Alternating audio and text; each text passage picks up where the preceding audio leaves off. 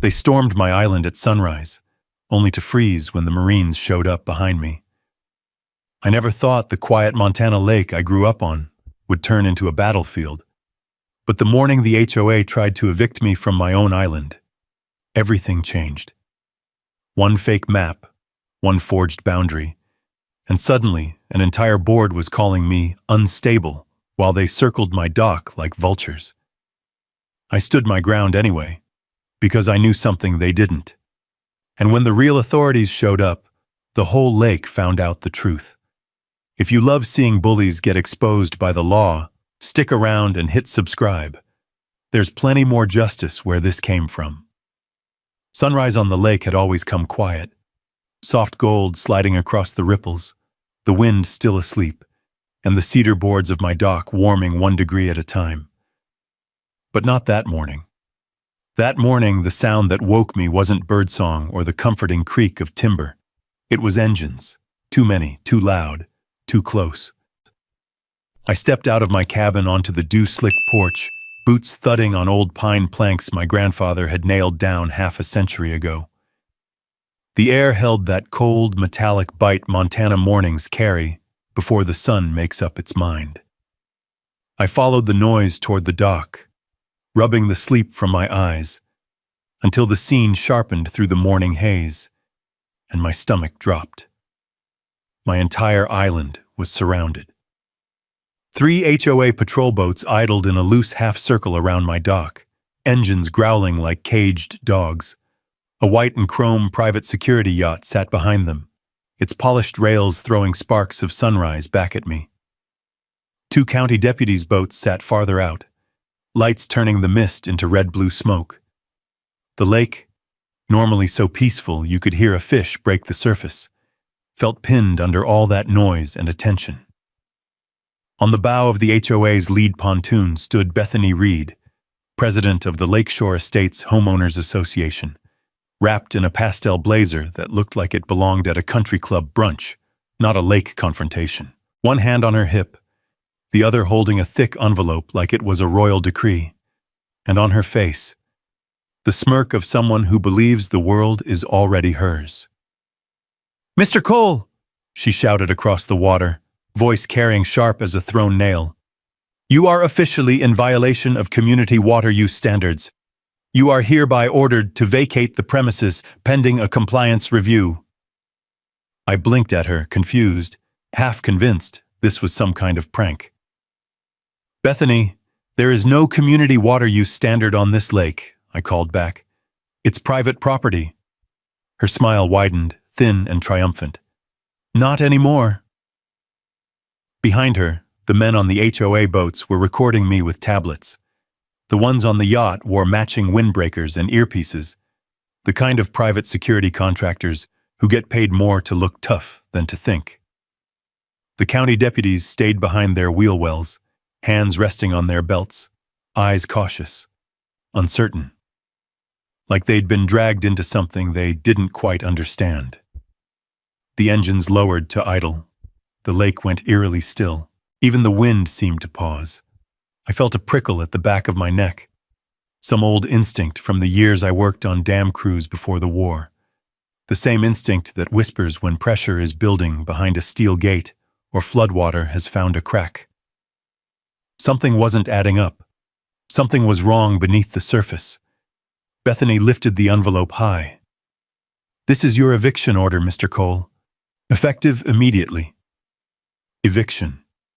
From my own island. My grandfather's island. The land I'd inherited and spent the last year restoring. Docks, dam outflow, trails, the cabin. The only place I'd found real peace since losing him, since leaving the world of concrete pressure tunnels and collapsing infrastructure behind. "On what grounds?" I asked, stepping closer on the dock, boards creaking under my weight. She motioned sharply to the men on her boat. "Present the documentation!"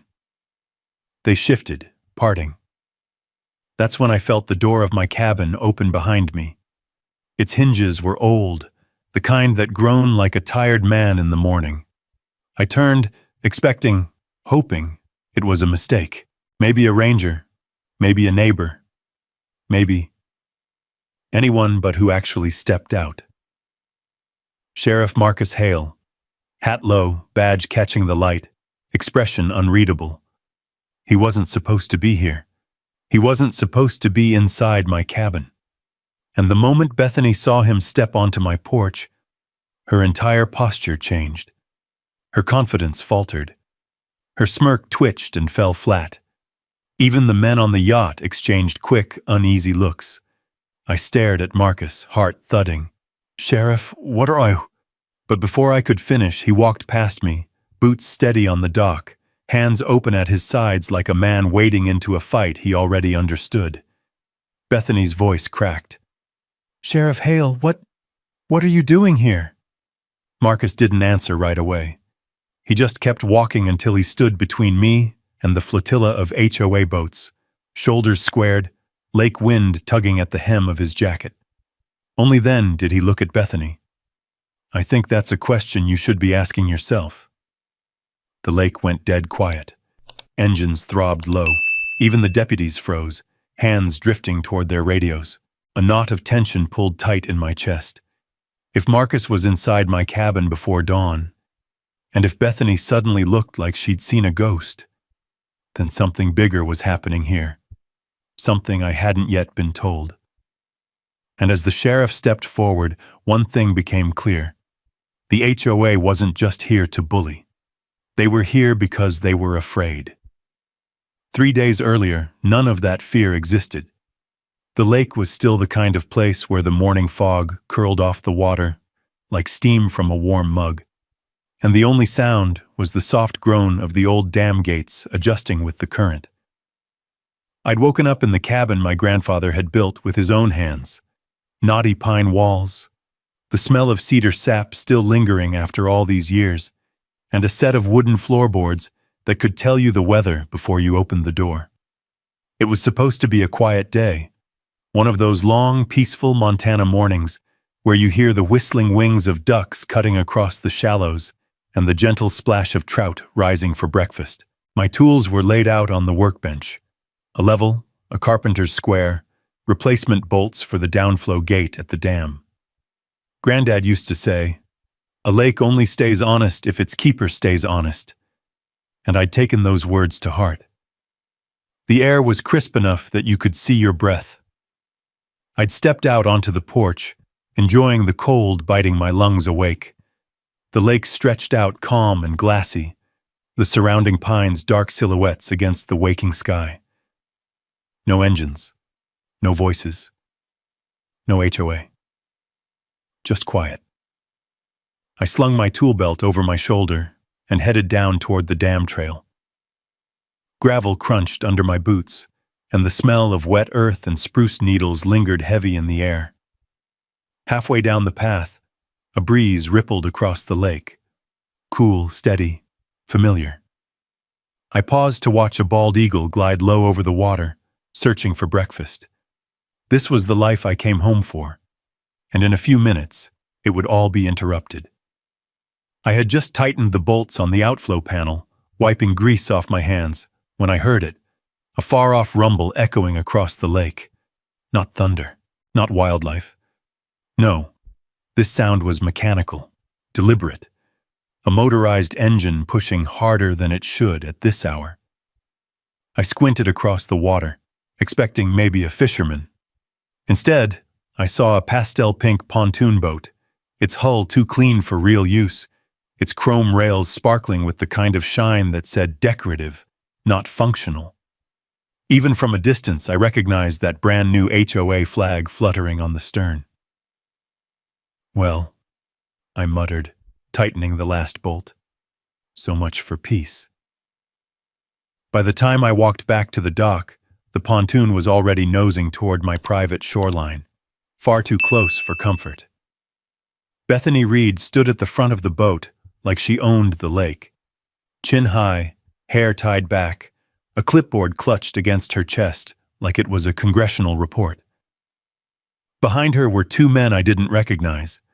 Both wore matching khaki windbreakers, HOA logos stitched just a little too large over their hearts. They held tablets and kept looking from me to the shoreline like surveyors measuring land they had no right to. As the pontoon drifted up against my dock, Bethany didn't wait for an invitation. She stepped off with practiced balance, heels clicking sharply against the weathered cedar boards. "Good morning, Mr. Cole," she said, voice bright enough to sound artificial. "We need to discuss your immediate compliance responsibilities." "Compliance for what?" I asked, wiping my hands on a rag. She held up a laminated map printed in glossy color. "As of last month," she tapped the edge of the map with a perfectly manicured nail, "the Lakeshore Estates HOA has voted to expand community boundaries to include the surrounding water access points, coves, and neighboring islands." She turned the map toward me. "Including yours." I stared at the paper. It showed my entire island, my grandfather's land, my inheritance, now shaded in HOA blue with bold lines looping around it like a noose. "Bethany," I said slowly, "that boundary isn't even geographically correct. This island is miles outside your jurisdiction." "Not anymore," she said, smile widening. "The board voted unanimously to adopt a new protective water use district. It includes dock regulations, shoreline appearance ordinances, and community participation fees." One of the windbreaker men stepped forward, clearing his throat. "You'll need to register your dock, submit a shoreline management form, and pay an initial assessment of—" I held up my hand. "Stop. Just stop. None of that applies here. This is private land." Bethany's smile thinned. "You're welcome to appeal the decision, Mr. Cole, after filing the appropriate paperwork and paying the administration fee. Until then, your dock and structures fall under HOA review." Behind her, the lake was still. The water glimmered with tiny flecks of morning sunlight, turning everything gold except the creeping tension in my gut. Even the breeze felt different, cool, curious, watching from the tree line like the woods themselves sensed trouble. I returned my gaze to the map. Lines too clean, distances too tight, labels too perfect. And then I noticed it, something only a former water engineer would catch. The scale bar was wrong. The contour lines didn't match the real elevation of the island's shoreline. The angles of the cove were reversed. The entire map was fabricated. "You made this," I said quietly. Bethany blinked. "Pardon?" "This map. It's fake." I tapped the contour lines. "These aren't USGS standard. The scale's off. And this point—" I traced a finger across the eastern shore. "That's a ridge line, not a cove. You don't even know the geography of the land you're trying to annex." Her smile faltered. Behind her, one of the windbreaker men swallowed hard. And just like that, the peaceful morning evaporated. Bethany straightened her blazer, masking her slip. "The HOA acts in the community's best interest. You'll adapt or face non-compliance penalties." I took a slow breath, feeling the cold wind roll across the lake. Something inside me, something quiet and firm, settled into place. "I'm not a member of your HOA," I said evenly. "And you don't get to redraw the world just because it benefits you." Bethany's chin tilted upward. "We'll see about that." She turned sharply, signaling her two men. They stepped back aboard the pontoon, their tablets already glowing with notes and photos. Before stepping onto the boat, Bethany looked over her shoulder at me. Eyes sharp, smile gone. "Mr. Cole," she said, "I hope you're prepared. You've just made this much harder on yourself." The pontoon pulled away, engines humming, leaving a soft ripple spreading across the lake. The breeze caught the edge of her discarded pamphlet left on my dock, a "Welcome to Lakeshore HOA Expansion" leaflet, and blew it against my boot. I stared down at it, then up at the fading shape of the pontoon. Something was coming, and it wasn't going to be peaceful. I didn't know it yet, but this was the first crack in something much bigger, something that would reach all the way back to the day my grandfather first claimed this island, and forward to a dawn where deputies would surround my dock with the HOA trembling behind them. And all of it began with a fake map and a pastel pink boat gliding away across the Montana water. That first night after Bethany's visit, I expected things to settle. Folks in Montana usually cool down after a heated conversation. You give them space, let the wind blow through the pines, and common sense drifts back in with the fog. But the HOA wasn't built on common sense or kindness. It was built on control. And I learned just how far they'd go before the sun even set. Around dusk, when the sky burned orange behind the ridgeline and the lake turned black like polished obsidian, I went down to the dock to secure my tools. A cool wind slid across the water, carrying that familiar scent of wet stone and pine sap. I inhaled deeply, letting the quiet calm my nerves. The soft groan of water under the dock usually eased my thoughts. But not that night. From across the lake came the sputtering whine of an engine, small, sharp, and unfamiliar. At first I thought it was a late fisherman. Then a second motor joined the first, then a third. By the time I caught sight of them, 3 boats were gliding into view. Teenagers or young adults, maybe, but clearly hired. Their vessels had no fishing rods, no coolers, no purpose except noise. They fanned out, taking slow, deliberate loops around my island. The engines revved, loud, obnoxious, echoing against the granite shoreline like chainsaws. It wasn't random. It was coordinated. A pressure tactic. I crossed my arms and watched them from the dock. I wasn't angry yet, not fully. Mostly I was confused, annoyed. As the last light drained from the sky, their boats circled tighter. One of them blared music, metallic, distorted, something they must have picked specifically to grate on the nerves. Subtle, I muttered.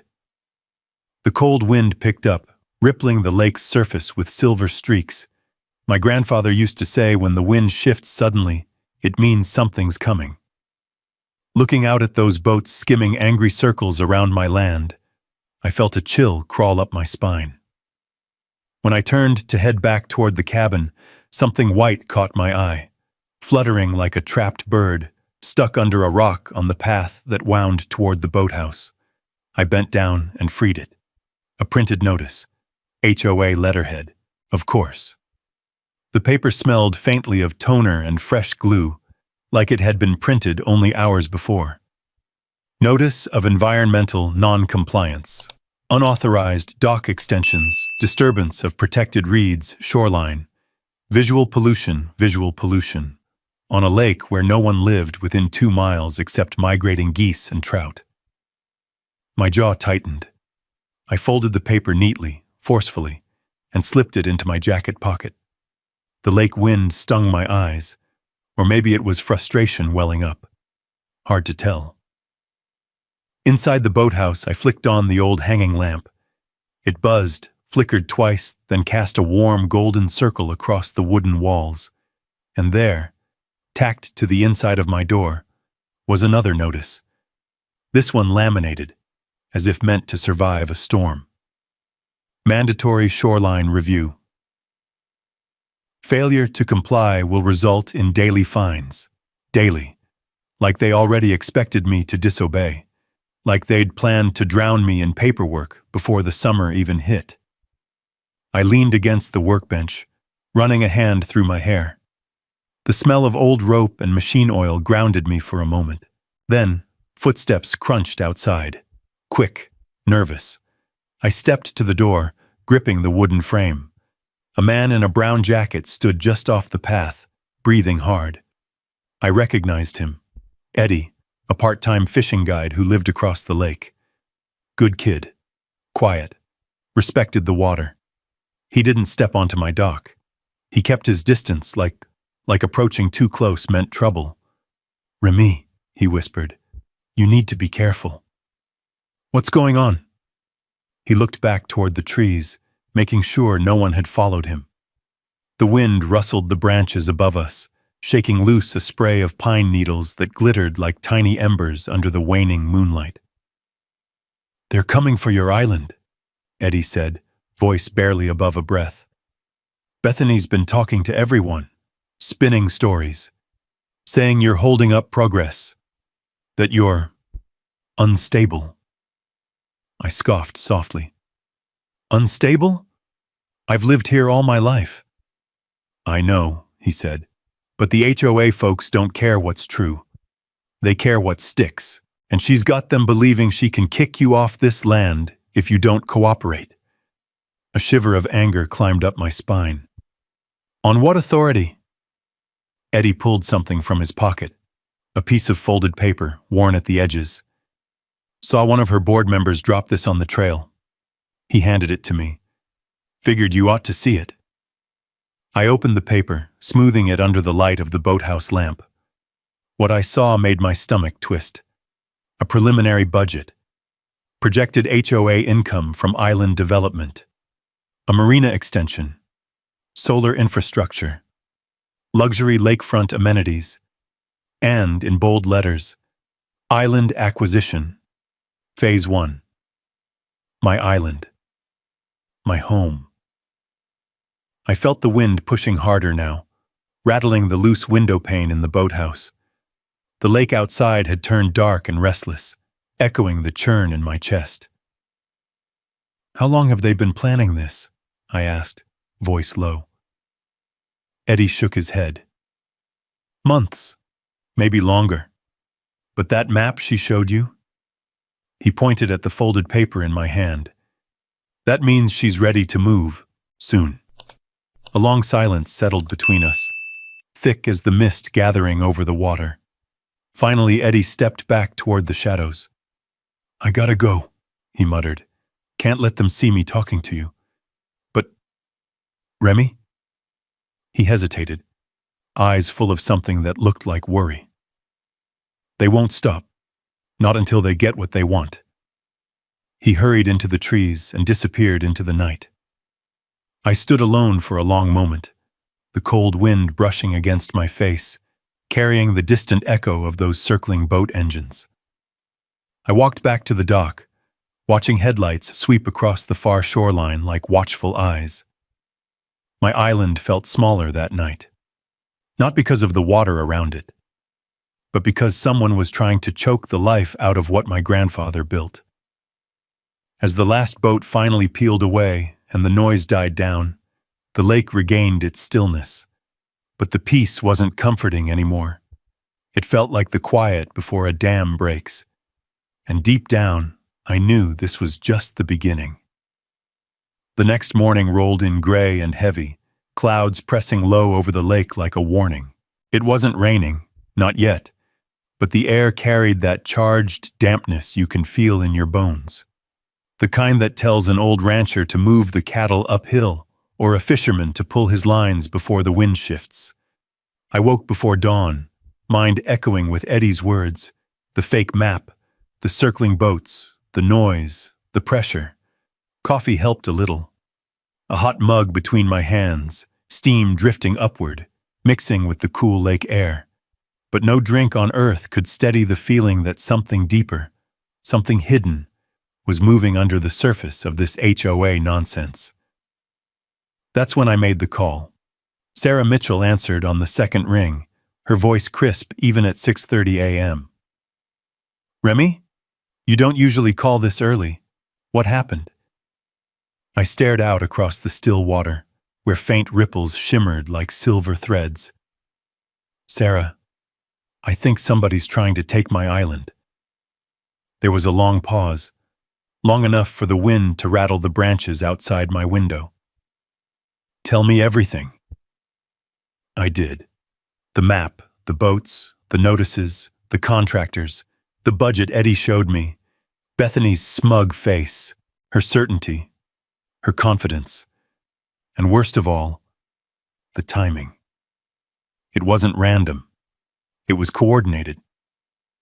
By the time I finished, Sarah's tone had sharpened. Send me photos of the map and every notice you've received. I took pictures one after the other, spreading documents across my kitchen table, the wood scarred from years of use, the sunlight slanting through the old cabin window.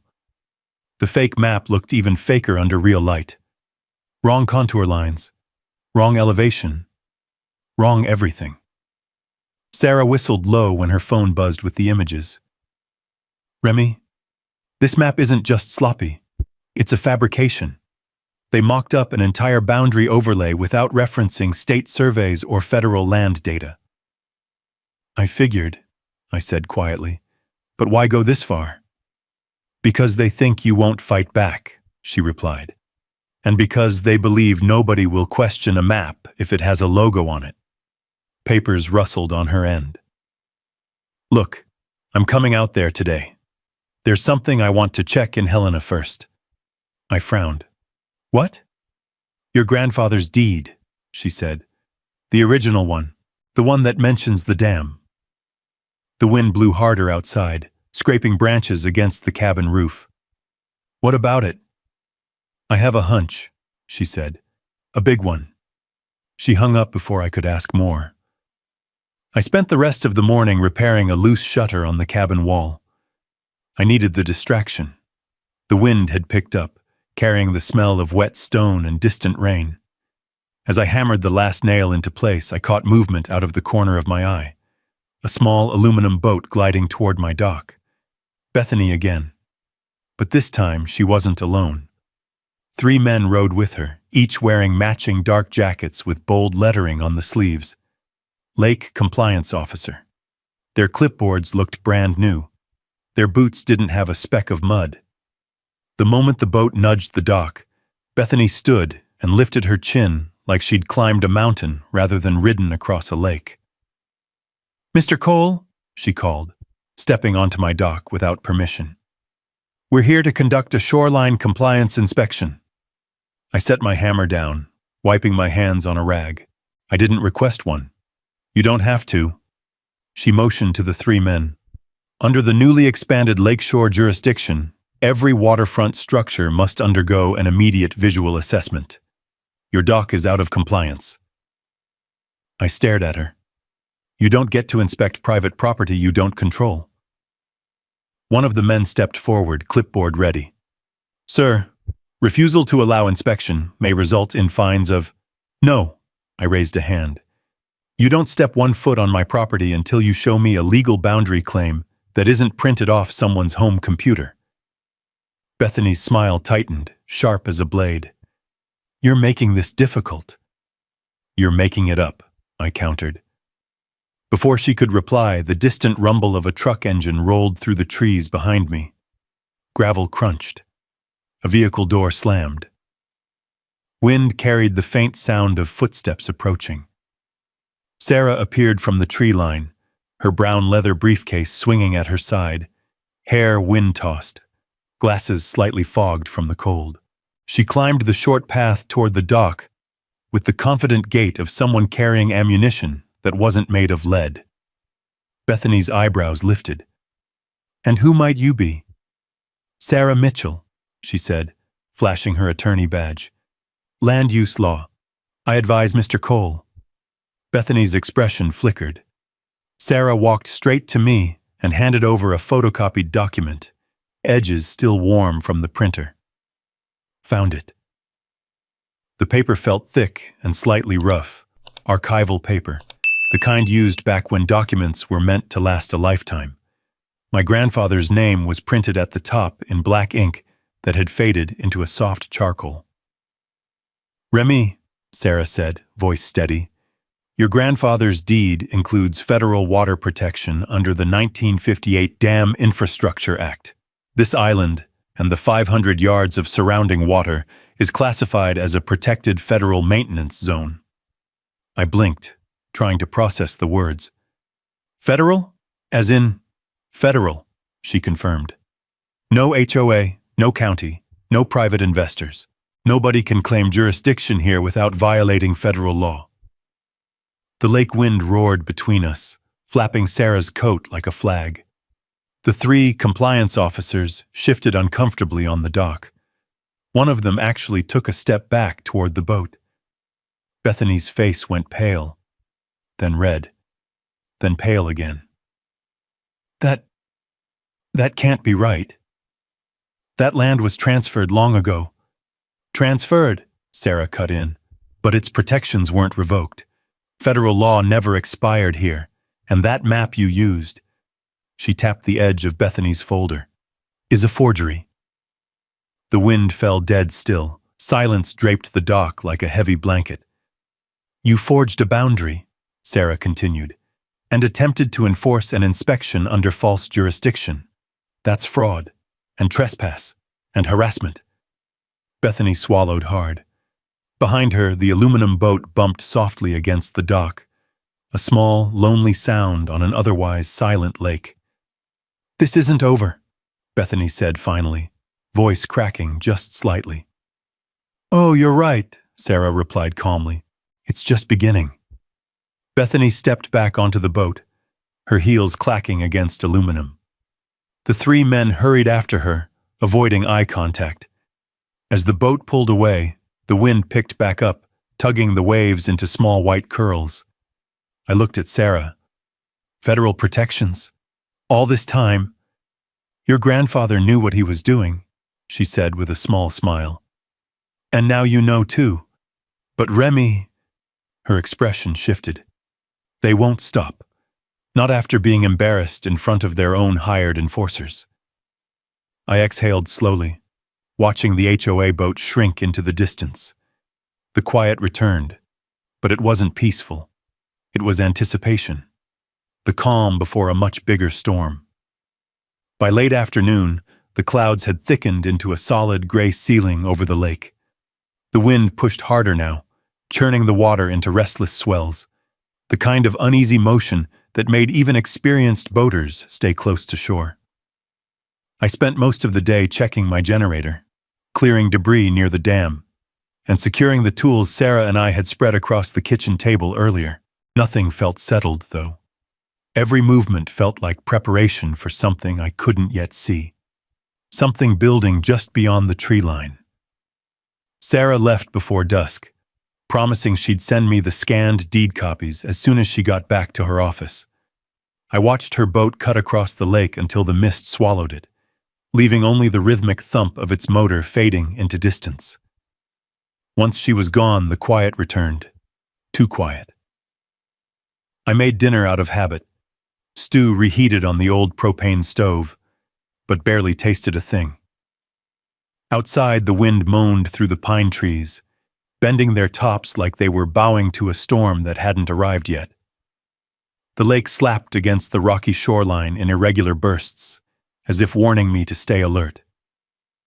I set my bowl down, unfinished, and listened. That's when I heard it.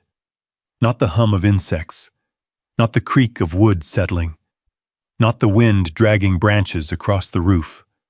A boat engine.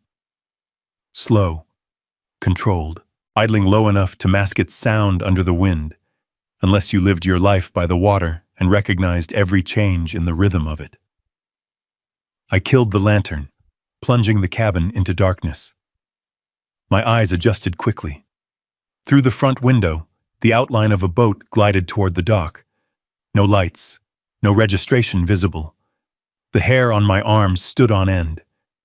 I stepped out onto the porch, boots silent on the old boards. The air smelled like wet metal and distant rain. Shadows moved on the dock. 3 figures, moving with intent. They weren't fishermen, and they weren't neighbors. I stepped quietly toward the dock, keeping behind the pine trees for cover. A gust of wind tore through, carrying lake spray onto my face. Through the shifting branches, I saw them clearly under the faint moonlight. 3 men with bolt cutters, wire spools, and tool bags. Contractors, but not the kind who came to fix anything. One of them pointed toward the generator shed near the shoreline. "Cut the power first," he whispered. "Then we'll issue the emergency violation. HOA wants him off this island tonight." My pulse thudded. Power sabotage. Manufactured violations. Forced eviction. So this was the play Bethany was going for. I didn't move. I didn't shout. I just pulled my phone from my jacket and hit record. Wind buffeted the microphone. The lake gurgled against the dock pilings. Their voices carried anyway. "Make it look accidental," another man muttered. "He can't prove anything if the lines look worn." Copy that. Two of them headed toward the generator shed, boots crunching on gravel. The third stayed back, scanning the water nervously, the glow of his phone lighting his face for a split second.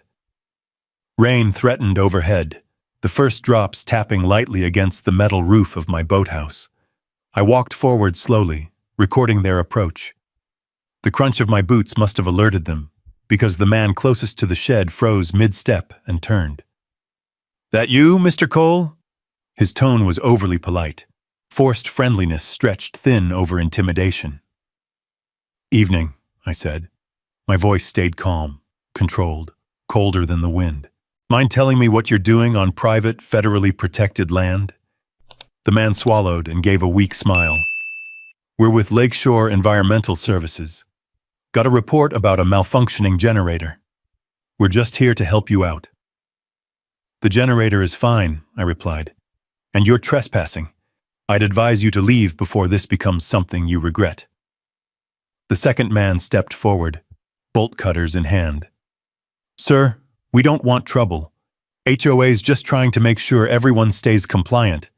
Compliance doesn't start with destroying evidence," I interrupted. He hesitated, shifting from foot to foot. The tallest of the three finally spoke, stepping closer so I could see his face. Rough jawline, scar across his chin, eyes too cold to belong to a maintenance worker. "Look," he said, "just let us finish. Sign the compliance order. It'll be easier that way." "Easier for who?" he smirked. "For everyone." I kept recording. "You're sabotaging federal equipment. That's a felony." Their expressions flickered. They weren't expecting resistance from someone who knew the law, and they sure weren't expecting a camera. The tallest man raised his hand, signaling the others. "Let's go. We'll report he refused inspection. HOA will handle the rest." "Good idea," I said, still filming. "Make sure your bosses know this video is going straight to the sheriff."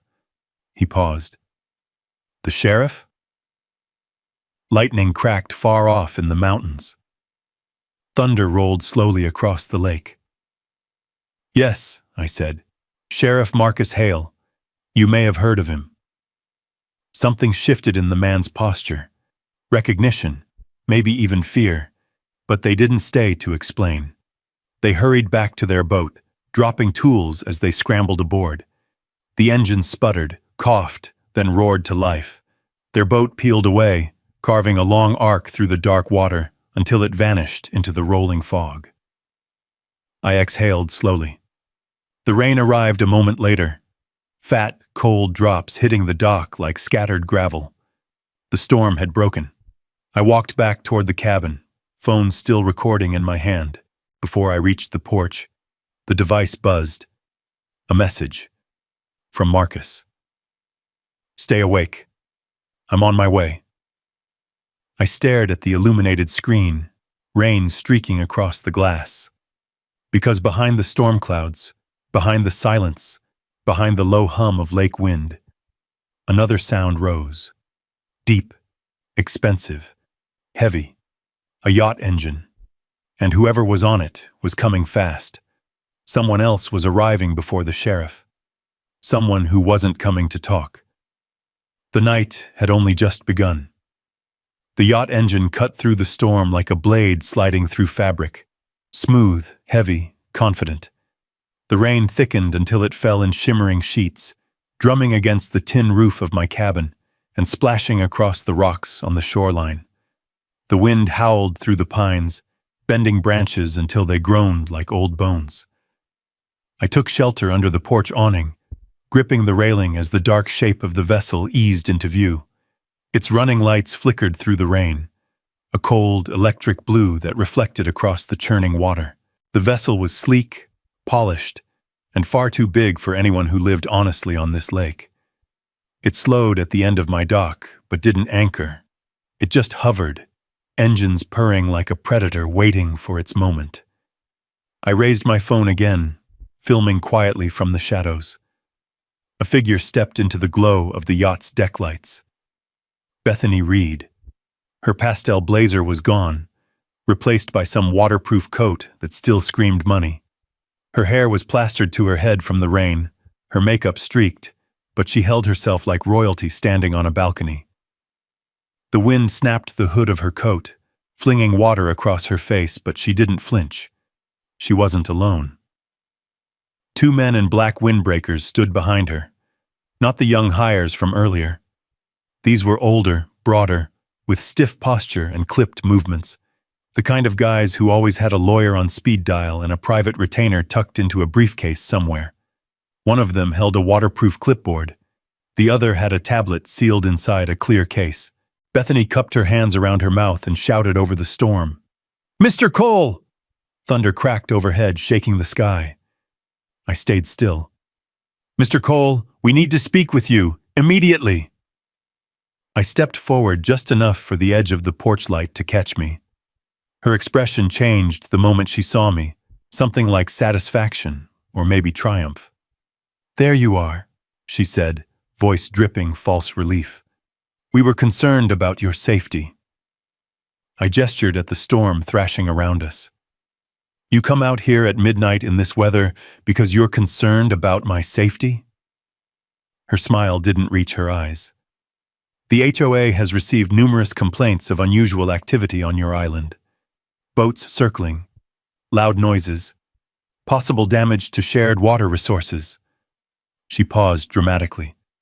"We're here to ensure you're not a danger to yourself or the community." I let out a sharp breath. "I'm not part of your community, Bethany, and you know that." She nodded at the clipboard man. He raised his voice.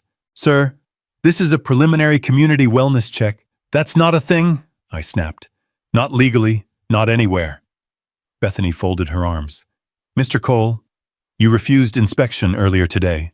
Now we've received reports of erratic behavior, confrontations with service personnel, and possible environmental violations. We need to verify the condition of the island." Lightning flashed behind her, illuminating her face for a split second. In that moment, she looked feral, hungry for an outcome only she could see. I forced myself to stay calm. "What you're calling erratic behavior was me asking trespassers to leave." The man with the tablet stepped closer to the rail of the yacht. "We will be boarding shortly." I took one slow step forward, rain dripping from my jacket. "No, you will not."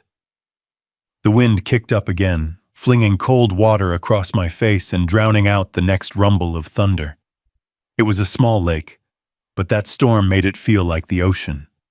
Bethany leaned in slightly, her voice dropping to a cutting whisper that still carried over the waves. "You can either cooperate, Mr. Cole, or things will escalate." She didn't realize how true that was, because right then, my phone buzzed in my pocket. A text from Sarah. "Call me now, it's urgent."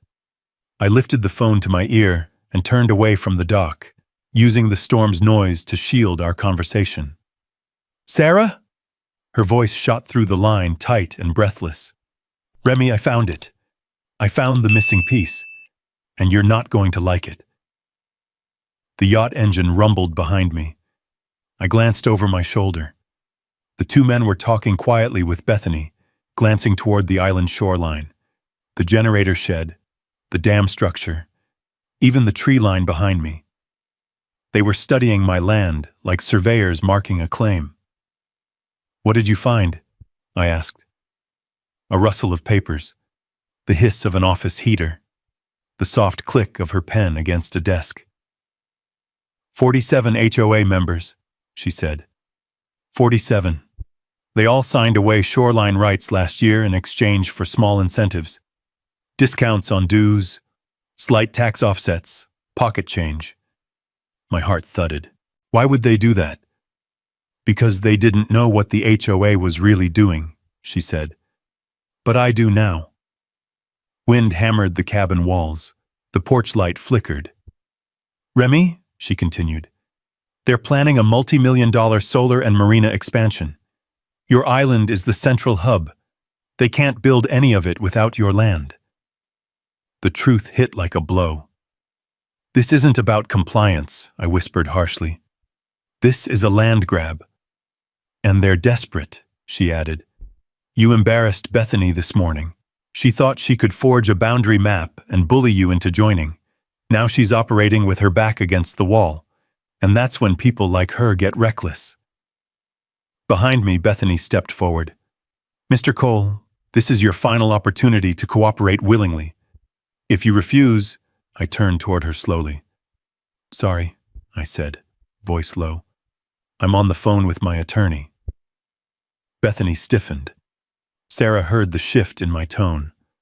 I'm coming back now, and Remy, watch yourself. They're not going to wait for morning. Another lightning strike lit up the entire lake like a camera flash. In that moment, I saw something I hadn't noticed before. Another boat far behind the yacht. Lights off, drifting toward the cove on the east side of the island. A backup team. Maybe more contractors. Maybe private security. Maybe worse. My phone buzzed again. Marcus this time. 10 minutes out. Stay put. Don't confront. Don't escalate. But something else was happening. Something Bethany didn't plan. The storm, the darkness, the weight of her desperation. They all twisted together into a single moment where she understood she was losing control. She straightened her coat. Very well. You leave us no choice. And just like that, she motioned sharply to the men beside her. Plan B. The man with the clipboard radioed someone. His voice carried over the storm. He's resisting. Proceed. Thunder boomed again, echoing across the water like a warning. The yacht engines revved. The backup boat changed course. Rain fell harder. The wind screamed. Then suddenly, everything stopped. Not the storm, not the rain, not the waves, but the boats. Their engines cut at the same time, leaving only the roar of the sky. I realized why a second later. Lights. Bright white beams sweeping across the lake from the north. Fast, controlled, powerful. A third vessel, bigger than the yacht, emerged from the storm. But it wasn't HOA, and it wasn't county deputies. It was Marcus. Sheriff patrol boat, lights blazing, moving through the storm like it owned the water. Bethany spun toward it, her face draining of color.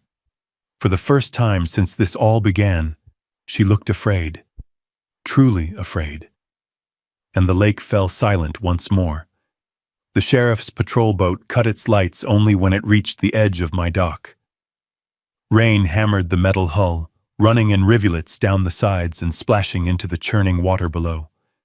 Its spotlight had carved a path through the storm, but now that beam snapped off, leaving only the faint glow of lightning flickering across the sky.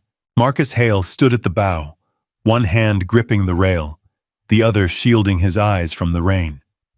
His coat whipped behind him in the wind, making him look like some kind of mountain sentinel carved out of the storm itself.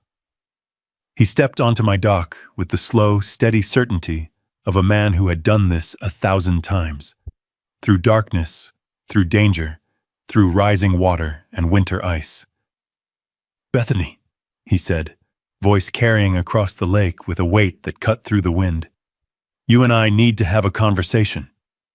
Bethany's yacht rocked in the waves, its bow dipping forward as she leaned against the rail. Her voice trembled despite her attempt at control. Sheriff, this is a private HOA compliance visit. Marcus barked out a laugh that was anything but friendly. Compliance? At midnight? During a storm? With a yacht and 2 support boats? Try again. The clipboard man stepped forward, holding out a laminated form. Sheriff, we're authorized to conduct a health and safety check. Marcus didn't even look at him. Put that down, before you embarrass yourself. Lightning split the sky again, revealing the full tableau. The sheriff's boat anchored at my dock, the HOA yacht hovering uncertainly behind it, and the second backup boat bobbing in the waves like a guilty accomplice caught in a spotlight. Marcus turned to me. Remy, you okay? I'm fine, I said. But they're escalating. He nodded. I know. Bethany swallowed hard. Sheriff, the HOA has the legal right to… Marcus cut her off sharply. No, you don't. Not here. The wind died just long enough for the words to settle like stones on the water. Bethany's voice cracked. You can't just take his word. It isn't his word, Marcus said. It's federal law. The yacht crew exchanged uneasy glances. One of them whispered something to the other, shifting uncomfortably. Marcus pulled a sealed folder from inside his coat, the edges protected by a waterproof sleeve. He lifted it high enough for everyone to see. This island falls under the 1958 Dam Infrastructure Act. Protected federal zone. No HOA jurisdiction. No inspections. No wellness checks. No compliance officers. Nothing. Bethany's mouth opened, but nothing came out. Her legs wobbled slightly, and she gripped the railing to steady herself. The clipboard officer tried again, weaker this time. Sheriff, with respect, our board was told. Your board was lied to, Marcus said flatly. And you trespassed based on forged documents. A bolt of thunder boomed overhead, louder and longer than the rest. The wind shifted again, carrying the cold breath of the storm across the water. Marcus's voice softened, but only slightly. It ends tonight, Bethany. But Bethany was nothing if not stubborn. She straightened her coat and attempted a smile, but it twitched at the edges. Sheriff, we have documentation. Remy, record. I lifted my phone again, capturing everything in quiet, unwavering detail. Marcus stepped fully onto the dock, planting his boots with the authority of the law behind him. Show me your documentation. The clipboard man handed over the forged map. Rain battered the page, but the lamination protected it. Just another detail showing how prepared they thought they were, how sure they'd been that tonight would end differently. Marcus studied it under a flash of lightning. His silence was deadly. Then, "This is fake," he growled. Bethany flinched like she'd been struck. The sheriff held the map high. "Where did you get this?" The man stammered. We thought." "You thought nothing," Marcus snapped. "You printed a boundary overlay that doesn't match USGS data, state survey information, or any historical deed in this county." He tossed the map back at them. "This is fraud." The second boat, the backup, began drifting backward, its captain trying to ease quietly into the darkness. Marcus turned toward it, shouting over the wind, "Do not move that boat!" The engine froze. The operator did too. Bethany tried to regain her composure. "Sheriff, even if the map has errors, we still have concerns about Mr. Cole's behavior during community interactions." "Oh, for heaven's sake," Marcus muttered. "Remy's behavior?" He stepped toward the edge of the dock, pointing at the yacht. "Your contractors tried to sabotage his generator tonight." The clipboard officer coughed. "We were performing maintenance. Maintenance doesn't require bolt cutters," Marcus said. Rain battered the lake harder now, turning the surface into a field of bouncing silver beads. The storm felt like a living thing, angry, circling, waiting to see what would happen next. Marcus took a step forward, voice growing deeper, quieter, more dangerous. "Bethany Reed, you and your board attempted an illegal land seizure. You forged documents. You harassed a private citizen. You invaded protected waters. You sent contractors during a storm to tamper with federal infrastructure." Another crack of thunder shook the water around us. "And now," Marcus said, "you're here with unauthorized enforcement officers, pretending to conduct an inspection you have zero authority to perform." Bethany looked like she might faint. Then, her last card. "We live-streamed everything," she said suddenly, voice trembling but defiant. "The community is watching. They'll see you interfering with a lawful HOA action." Marcus smirked. "Good." Bethany blinked. "Good?" "That means there's footage of your forged documents being used in real time," he replied. That live stream just became evidence against you. Her eyes widened, panic flickering across her face. And that's when everything shifted.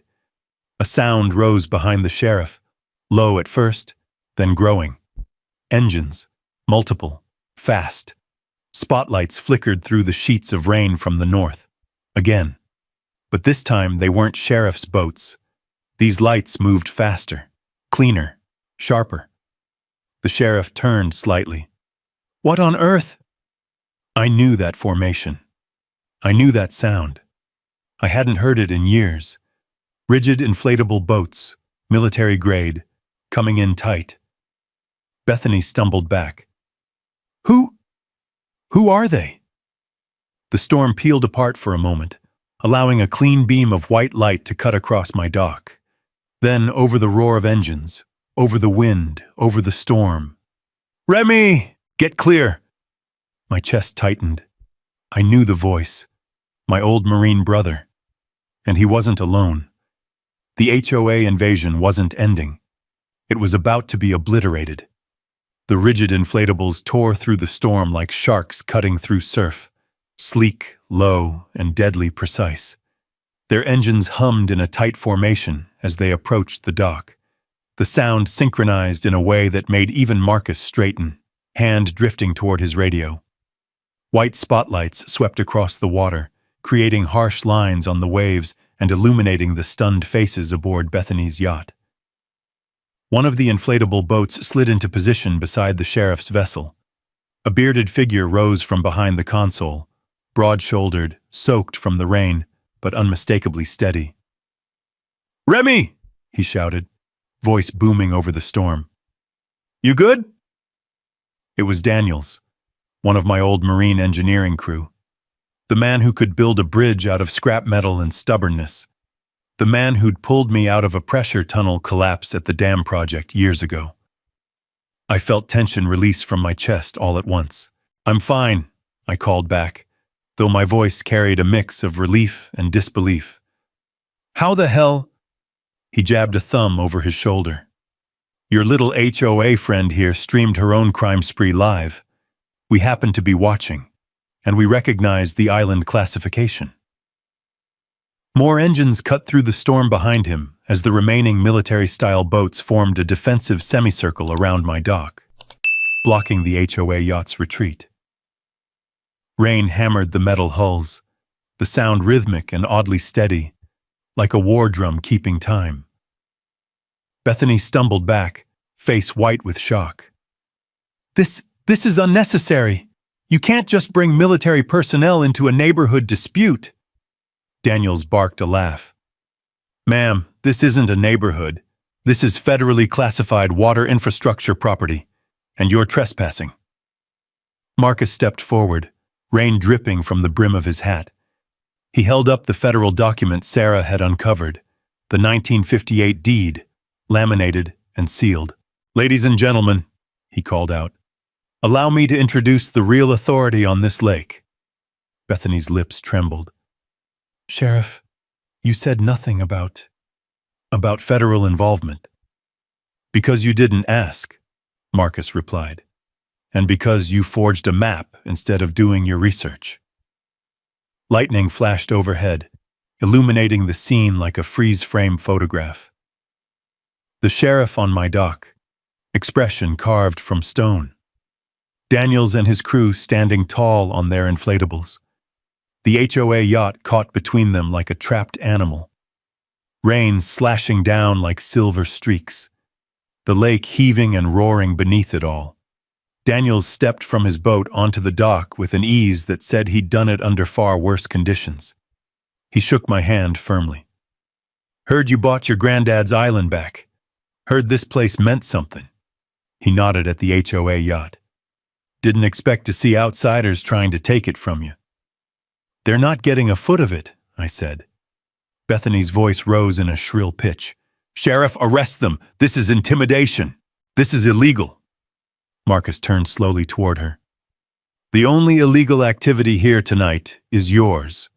He motioned to one of his deputies who had stepped off the patrol boat behind him. The deputy carried a waterproof evidence bag.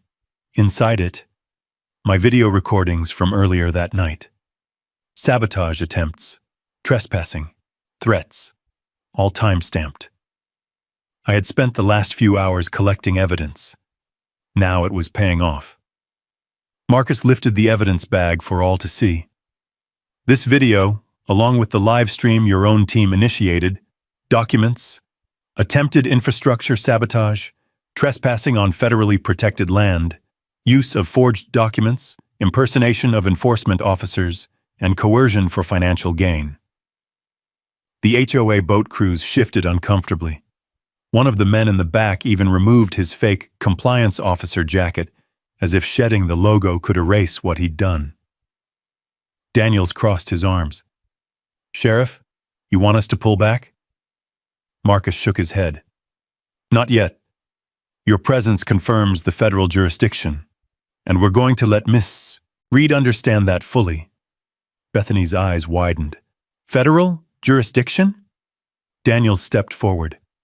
"Ma'am, this island's water ring is part of a decades-old infrastructure network used for emergency overflow and monitoring.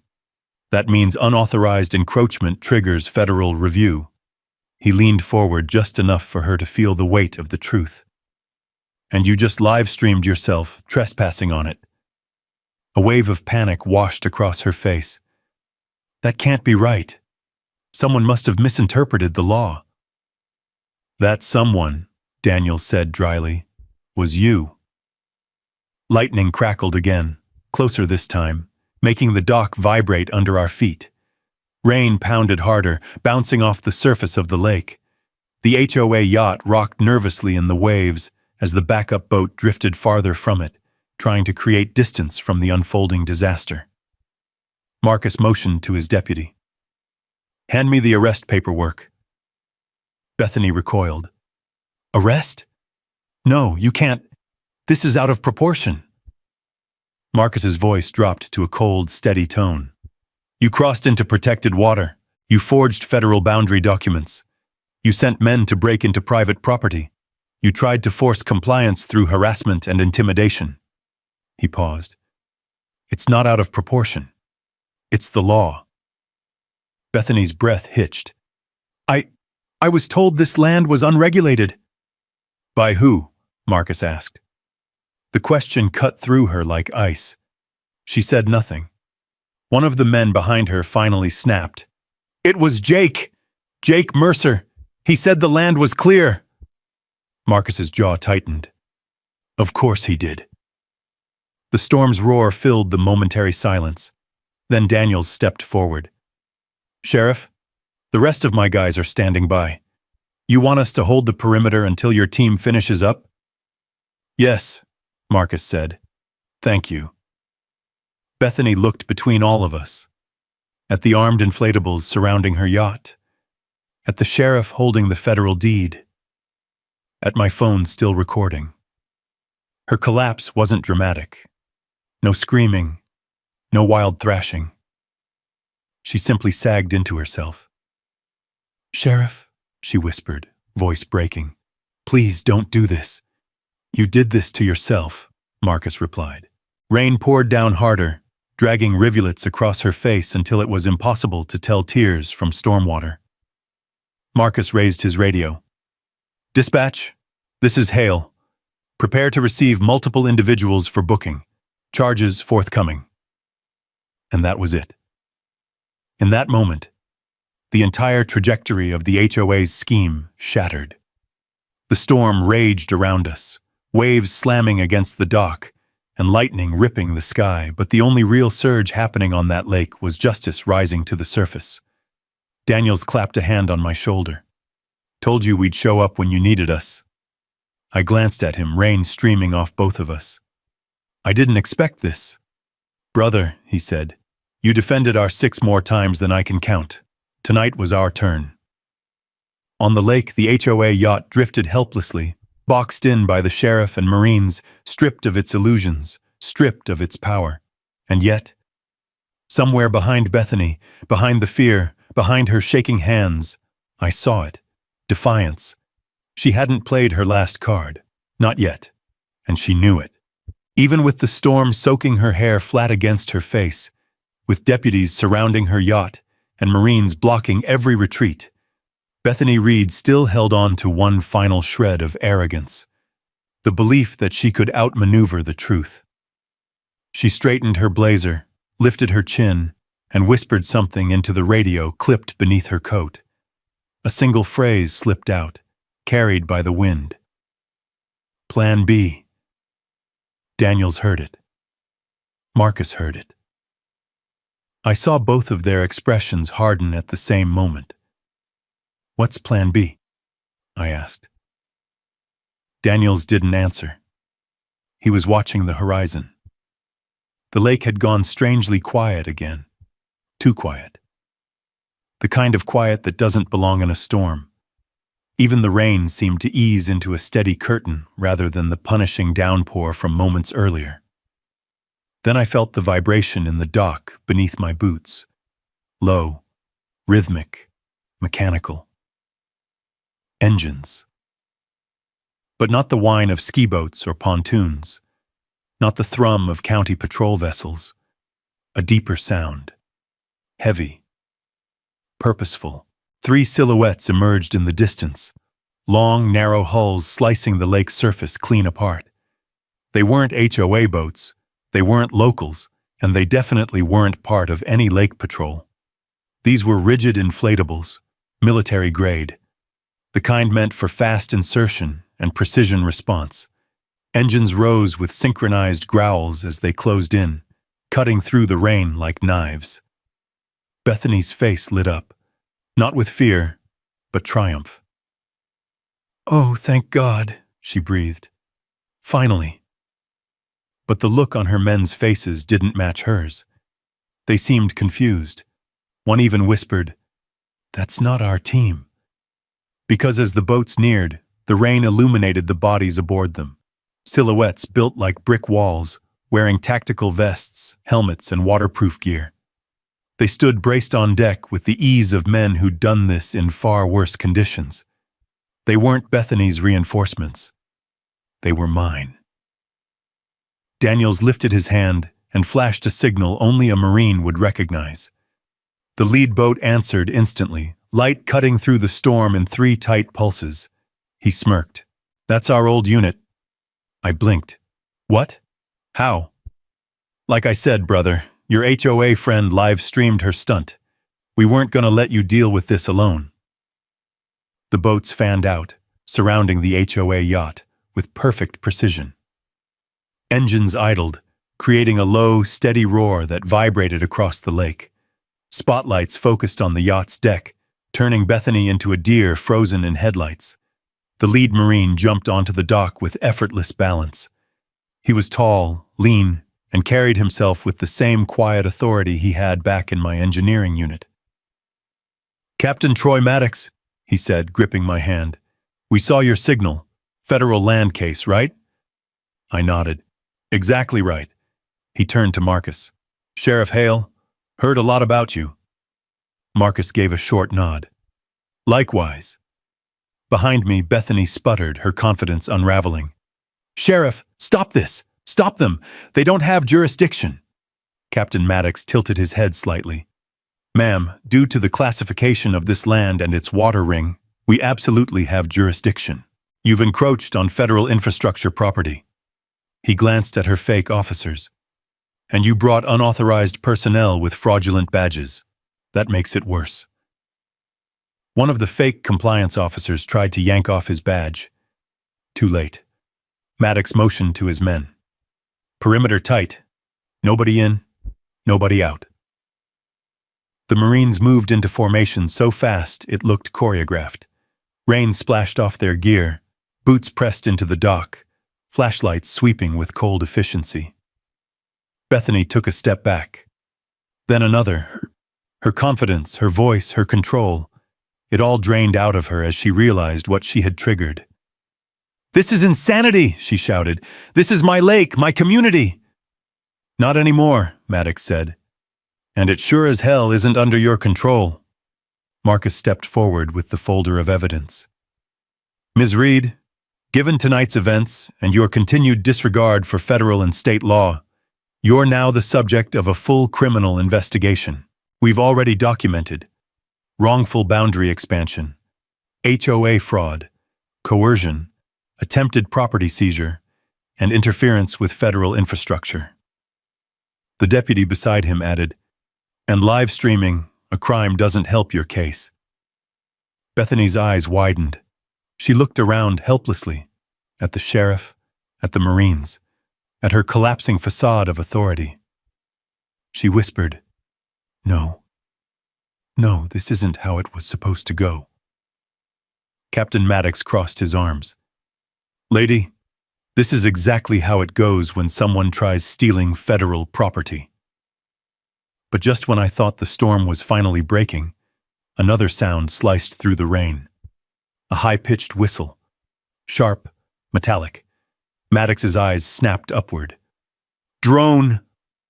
A commercial surveillance drone swept overhead, its lights blinking in a steady pattern as it scanned the dock. It hovered almost motionless, then tilted toward Bethany's yacht. Maddox frowned. They're documenting us. Daniels muttered, That's Mercer's signature. That's how he gets intel. Bethany lifted her chin again. Her voice steadied. Sheriff, Captain, I believe you're making a mistake. You won't like how this ends. Marcus narrowed his eyes. And why's that? Because, she said softly, I wasn't the only one invested in taking this island. Lightning flashed. Thunder rolled across the mountains like a drum, and the drone pivoted sharply toward the dark tree line on the mainland. Someone else was watching. Someone bigger. Someone who wasn't done. Daniels exhaled slowly. Remy, we're not dealing with just an HOA anymore. Maddox nodded grimly. No, we're dealing with whoever funded them. The lake roared. Wind tore through the pines, and every man on that dock, Marine or deputy, shifted their stance, bracing instinctively. Because the real enemy had just revealed itself. And it wasn't the HOA. It was whoever Bethany had whispered Plan B to. The storm wasn't over. It was only changing shape. The rain lightened into a cold drizzle that clung to our clothes and blurred the yacht's polished railings. The drones faded into the mist, leaving a faint electronic hum echoing across the water. For a moment, all of us, Marines, deputies, Bethany, her fake officers, stood suspended in a strange quiet, the kind that always follows a blow no one sees coming. Marcus breathed out slowly. All right, folks, he said, the timbre of his voice steady but edged with urgency. Let's finish what we started. Captain Maddox nodded. Roger that. Secure every vessel. Confirm identities. No one leaves until federal statements are recorded. But Bethany hadn't given up.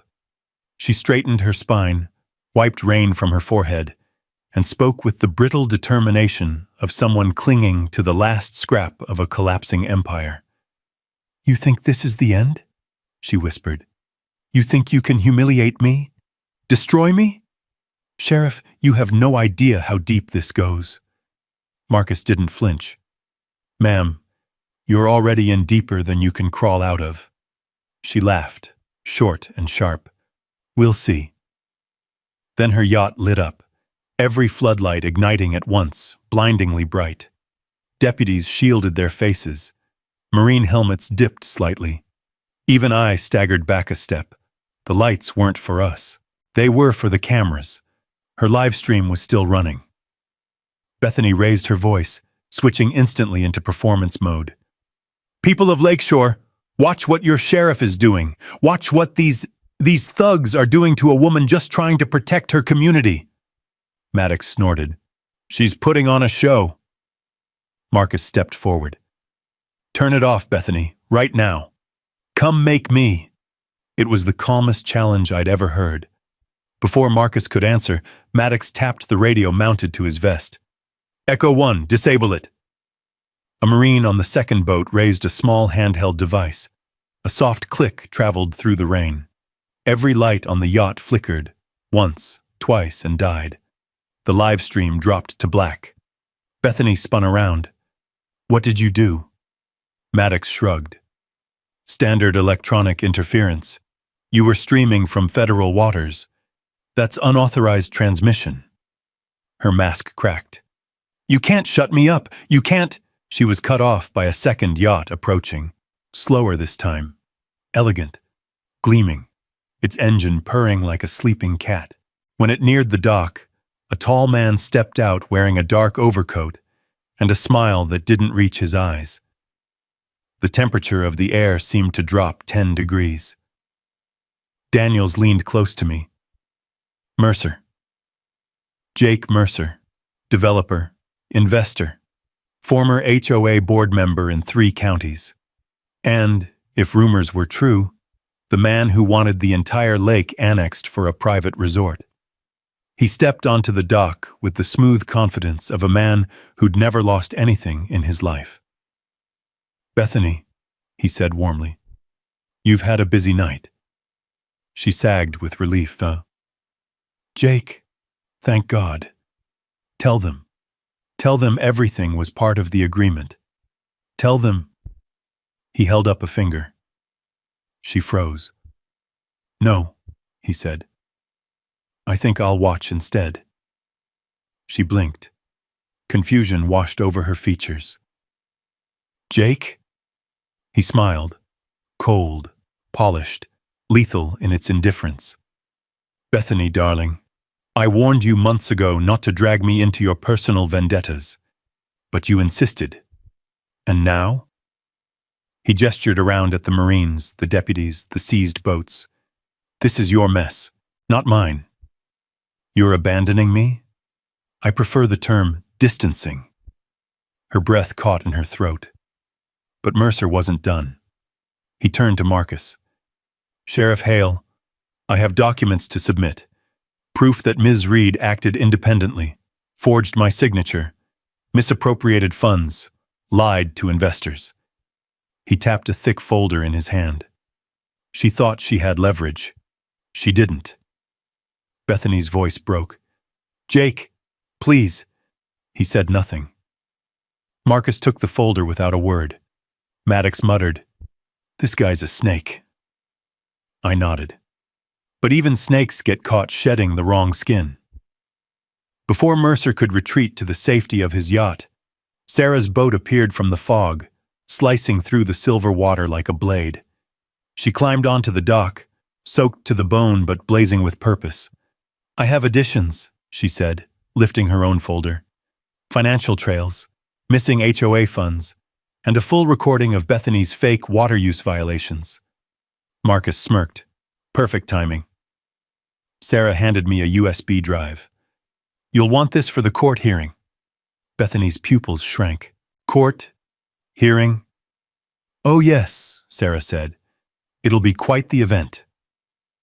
From there, the takedown happened fast. Maddox read federal charges aloud, calm and clear. Deputies cuffed Bethany first, then her fake officers. Marcus announced the dissolution of the fraudulent HOA boundary expansion. The Marines seized the fake compliance badges, and the rain, finally, began to slow. Bethany's voice was hoarse. "You think you've won?" I met her eyes. "I didn't need to win, Bethany. I only needed to tell the truth." Her knees weakened. 2 deputies steadied her before she slipped. It took 30 minutes to process every suspect, every vessel, every piece of evidence. When it was over, the dock felt different, lighter, like the lake itself was breathing again. Maddox clapped my shoulder. "You're good, Cole?" "Thanks to you all," I said. "I owe you one." "Damn right you do," he grinned. "But first, get that island of yours back in order." He wasn't wrong. The next week moved like a slow sunrise. The county voided all fake HOA documents. The fraudulent lake annexation was officially overturned. Bethany's board resigned under investigation. Mercer quietly backed out of the region entirely. And I, finally, got to return to restoring the lodge the way my grandfather intended, fixing the dam, rebuilding the dock, repairing the boathouse, letting the lake breathe again. A month later, I reopened the island, not for tourists, not for developers, but as a quiet retreat for veterans and families who needed somewhere peaceful to remember who they were. Marcus visited on weekends. Sarah brought legal pads and coffee. The Marines returned whenever they could, helping with repairs. And one evening, as the sun dipped low over the mountains, turning the water copper and gold, I stood on the dock, the same dock where everything had begun, and realized something simple. The island remembered the truth, and so did everyone who came here. Bethany tried to steal a lake with lies. I won it back with the only weapon she never prepared for: the law, and the people willing to uphold it. Justice didn't just return to the lake, it settled here, for good. If you believe standing your ground still matters in this country, drop a yes in the comments. And if you've ever faced an HOA or a bully with too much power, type justice, so I know I'm not alone. Stick around and hit subscribe. I've got more true land and lake stories where the truth wins in the end.